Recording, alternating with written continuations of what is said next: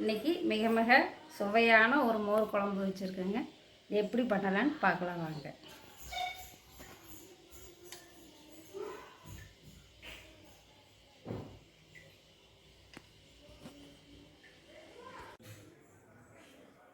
Hi friends, எப்படி இருக்கீங்க? இன்றைக்கி நம்ம மத்தியானத்துக்கு குழம்பு வைக்கிறது என்னென்னு பார்ப்போம்.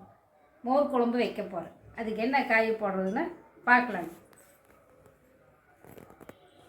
நீர் பூசணிக்காய் எடுத்துருக்கேன், வெள்ளை பூசணிக்காய் நீர் பூசணிக்காய் எடுத்துருக்கேங்க.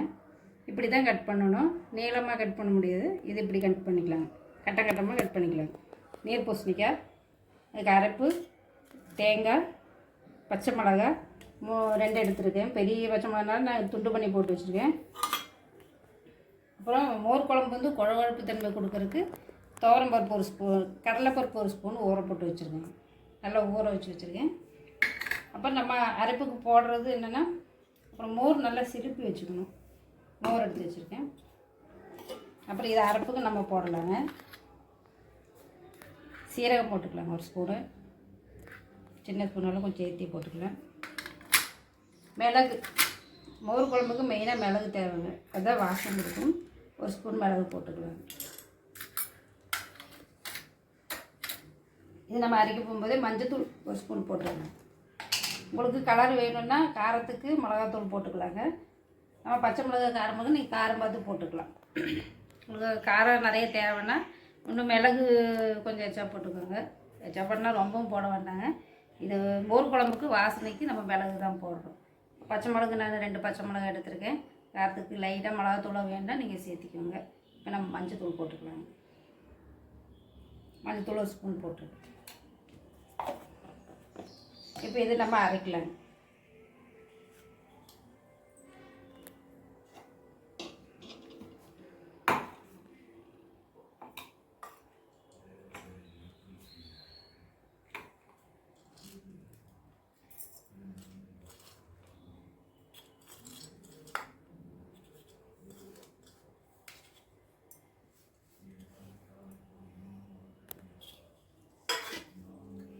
கடலைப்பருப்பு ஊற வச்சுருக்கீங்களே அது போட்டுக்கலாம்.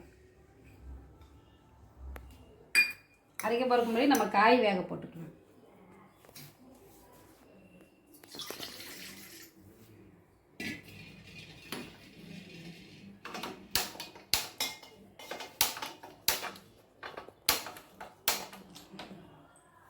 நம்ம கேஸு ஆஃப் பண்ணி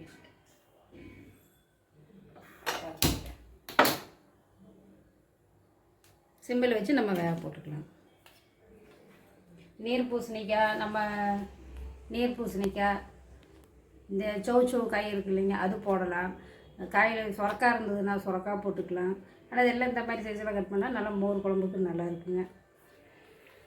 நம்ம காய் போட்டுக்கலாம்.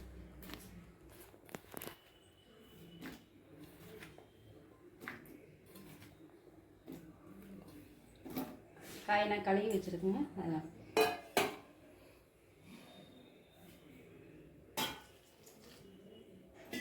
காய் வேகட்டுங்க. நம்ம அதுக்குள்ளே மசாலா அரைச்சிடலாம்.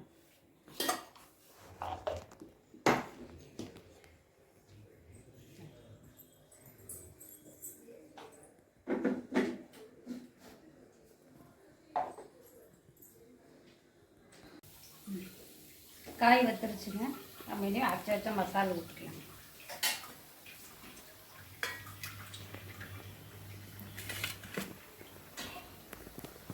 இல்லை தேங்காய் பருப்பருமே இருக்கக்கூடாதுங்க, நல்லா அரைச்சிருக்கணும். அப்போ தான் குழம்புக்கு நல்லாயிருக்கும். டேஸ்ட்டாக மோருக்கு ஊற்றிக்கலாம்.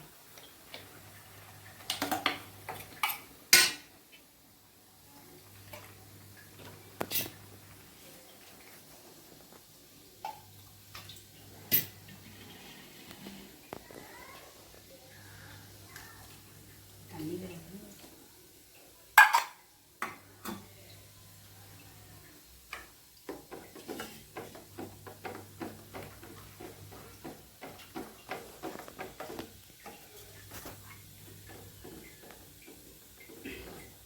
தண்ணி ரொம்ப சேர்க்க வேண்டாங்க. இந்த மாதிரி நம்ம ஊற்றி கொதிக்க வச்சுக்கலாங்க. நம்ம கடலைப்பருப்பு போட்டிருக்கோம் இல்லைங்க, அதனால இந்த குழம்பு வந்து கொஞ்சம் வளவளப்பாக டேஸ்ட்டு தண்ணியாக இருக்கும்.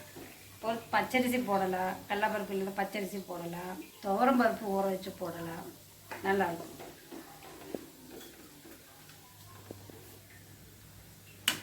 கொஞ்சம் கொதிக்கட்டுங்க, மூடி வச்சு கொதிக்கணும். உப்பு போட்டுக்கலாம்.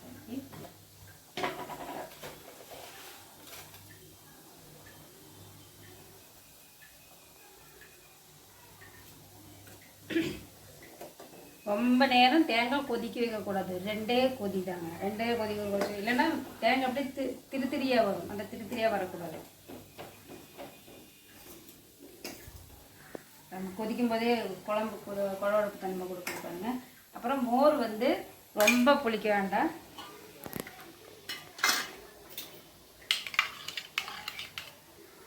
மறுநாளே நம்ம தயிர் புறைய ஊற்றிட்டு கெட்டியாக மோர் இருக்கும் பாருங்க, தண்ணி ஊற்றாமல். இது மாதிரி ரொம்ப புளிப்பு கூட புளிப்பு வாசனை வரும். இது நம்ம கொஞ்சம் புளிப்போடு ஊற்றிட்டோன்னா மறுநாள் வச்சு சாப்பிட்றதுக்கு டேஸ்ட்டாக இருக்கும். இதுக்கு கூட நம்ம தொட்டுக்க உருளைக்கிழங்கு வறுவல், காலிஃப்ளவர் சில்லி இந்த மாதிரி எல்லாம் பண்ணிக்கலாங்க. கொதிச்சிட்டு பாருங்கள்.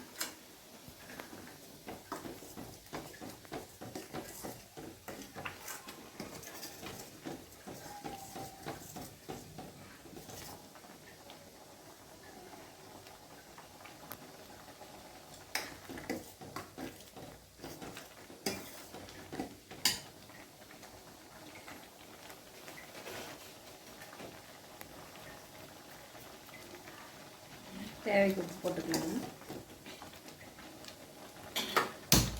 தாளிக்கிறதுக்கு நம்ம இந்த பக்கம் அடுப்பு பார்த்து வச்சுக்கணும்.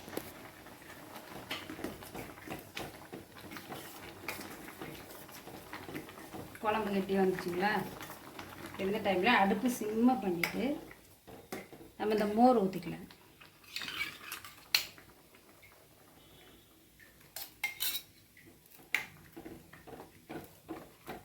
மோர் ஊற்றினாலும் ஒரு நுரக்கட்டு தான் வரணும், ரொம்ப கொதிக்கக்கூடாது. உங்களுக்கு தண்ணியாக வேணால் தண்ணியாக ஊற்றிக்கலாங்க. இதுதான் டேஸ்ட்டு, காரம்.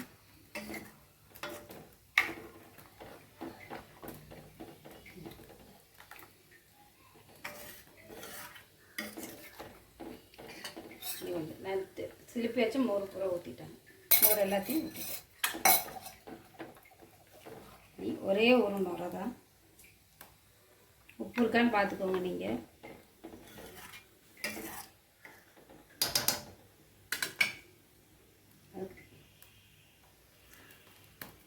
தாளிப்புக்கு நம்ம 2 வரமிளகா எடுத்துருக்கேன்.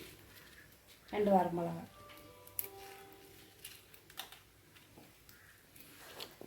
கருவேப்பிலை 2 கொத்து,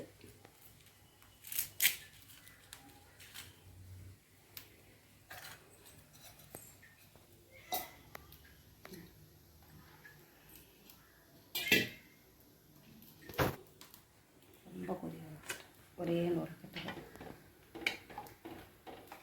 மோர் குழம்பு சீக்கிரம் ரெடி ஆயிருங்க. தேங்காய் ஊற்றி ரொம்ப கொதிக்க வைக்க வேண்டாம், தேங்காய் பிரியக்கூடாது. மோர் ஊற்றி ரொம்ப கொதிக்க வைக்கக்கூடாது, அதுவும் தெரிஞ்ச மாதிரி ஆகிடும். இது கரெக்டு பாகம். மேலே ஒரு நுரை மாதிரி வந்தாலே ஆஃப் பண்ணிக்கலாங்க. தாளிப்புக்கு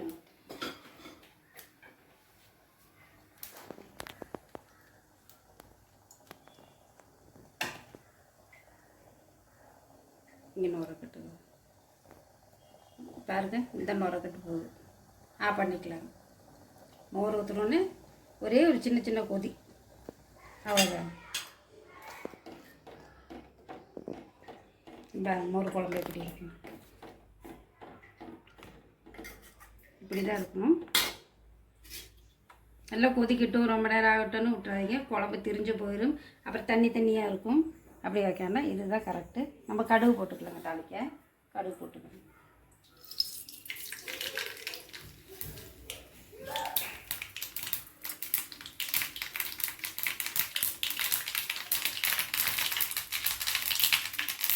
கடுகு தாளிக்கும்போது 2 வெந்தயம் 2 போட்டுக்கலாம்.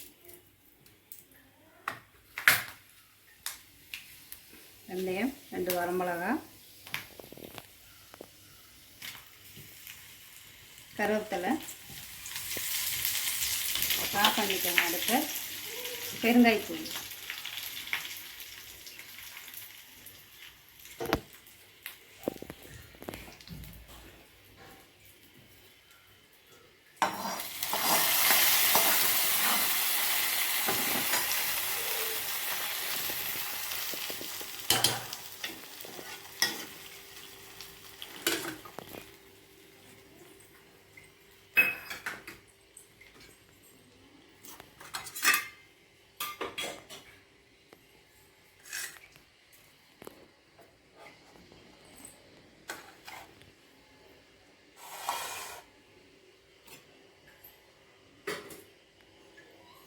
மோர் குழம்பு ரெடி. மோர் குழம்பு ரெடி ஆயிடுச்சுங்க. இது இப்படி தாங்க மோர் குழம்பு செய்யணும். உங்கள் வீட்டில் செஞ்சு பாருங்கள். கண்டிப்பாக உங்களுக்கு பிடிக்கும். பிடிச்சதுன்னா எங்களுக்கு கமெண்ட் பண்ணுங்கள், ஷேர் பண்ணுங்கள், பெல் பட்டனை கிளிக் பண்ணுங்கள், சப்ஸ்கிரைப் பண்ணுங்கள். எங்களுக்கு ஆதரவு கொடுங்க. கண்டிப்பாக செஞ்சு பாருங்கள். நான் செஞ்ச டெஸ்ட்டு உங்களுக்கு பிடிக்கும்னு நினைக்கிறேன். நன்றி. Tata bye.